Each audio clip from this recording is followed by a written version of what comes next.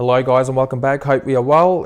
Alright, in this video let's check out this Seiko 5. Now if you guys remember from a few weeks ago, I reviewed the Rolex Datejust 41 with a beautiful champagne dial, and since then I was itching to review something that is with a similar kind of color tone to the dial, but something that is quite inexpensive and affordable for most people, and that's when I stumbled upon this Seiko 5. That Rolex costs in thousands and not really affordable for everyone to be able to pay thousands of dollars for a single watch. I only paid $120 for this Seiko, and it's a great looking watch.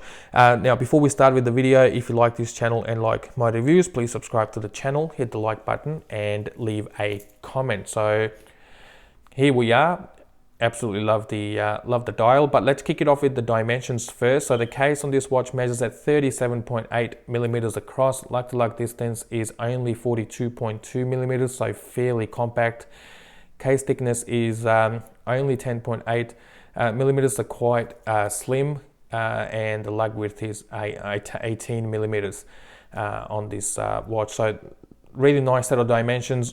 This watch will look great even on smaller sized wrists. We have Seiko's Hardlex crystal on this one. The construction or the material used for most of the watch is stainless steel. The finishing on the case is a combination of brushed and polished. On the top, you can see this fixed bezel is highly polished. Move to the side of the case, you can see this vertical brushed finish to the side. The lugs are brushed again, and then this extended part of the case is highly polished. Coming to the dial again, I really like this dial. I do understand that this gold tone is not going to be everyone's color, but if you like this kind of color, you'll absolutely love this watch. This gold tone with this sunburst effect to this dial is absolutely gorgeous. We do have applied indices on this one. Then you can see Seiko and logo 5 applied underneath 12 o'clock in a gold tone as well. Automatic 21 jewels printed just above 6 o'clock.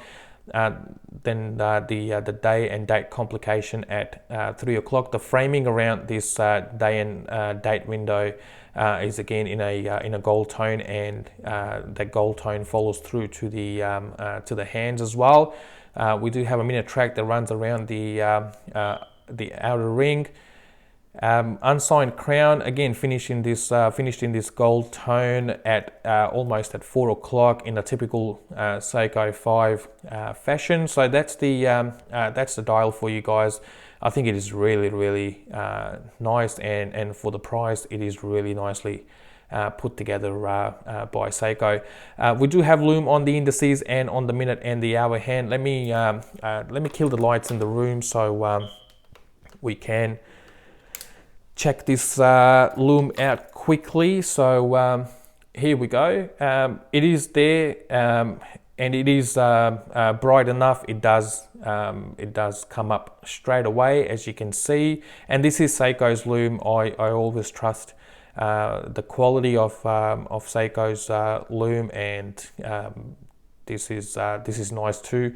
For a watch like this, I think this Lume is sufficient. It is not the strongest of looms out there, but again, as I said, for a watch like this, I think this kind of loom is more than sufficient. There's no loom at 3 o'clock because that part is taken up by the day and date window, and there's no loom on the seconds hand, so you can't really keep a track of that. But everything else you can definitely see on this dial in the dark. All right, guys, that's the loom.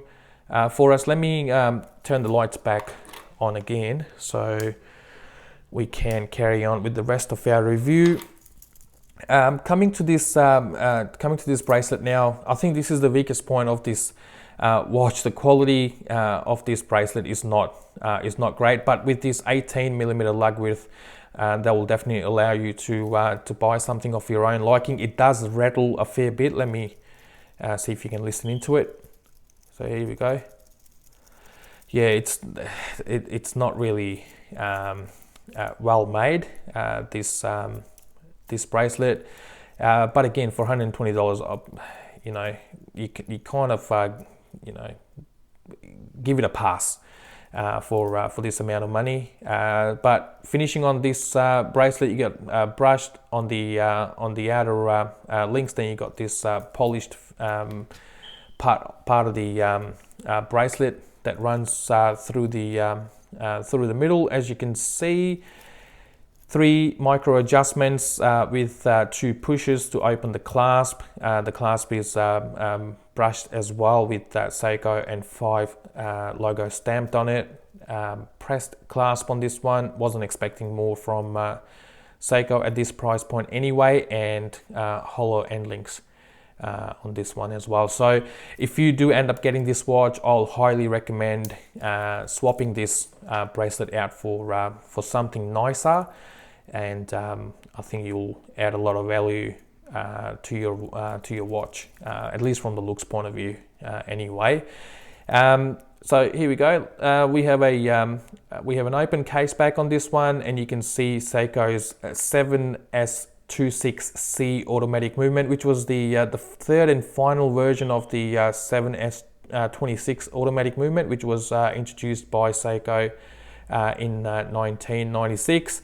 It doesn't offer hacking or hand winding, 21,600 beats per hour, 21 joules, and offers approximately 41 hours of power reserve. This movement has featured in a lot of Seiko watches. I've got Seiko SKX, and that has the same movement. So yeah, it was widely used by Seiko in the 90s. So so that's the movement for you guys. Water resistance is only 30 meters, unfortunately. So I would not recommend anyone to take this watch anywhere close to water. Try and stay away from water as much as possible, and we do have a pull and push crown and not a screw down crown on this one. So that's the minimum amount of water resistance that you will expect from a watch, and that's what you get with this Seiko 5. So try and stay away from water as much as you can if you do end up getting this watch. So here you go, guys. Give you a bit of a final close up on this really nice dial and really nice looking Seiko 5.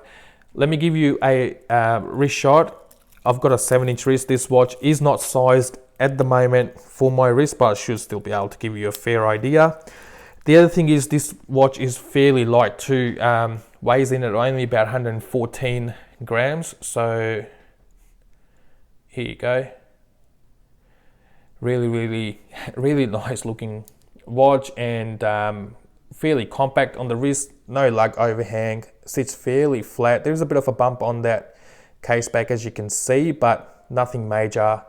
And because of the size of this watch as well, you're not going to really see that on your wrist. But yeah, really nice looking watch, and sits really nicely on the wrist as well.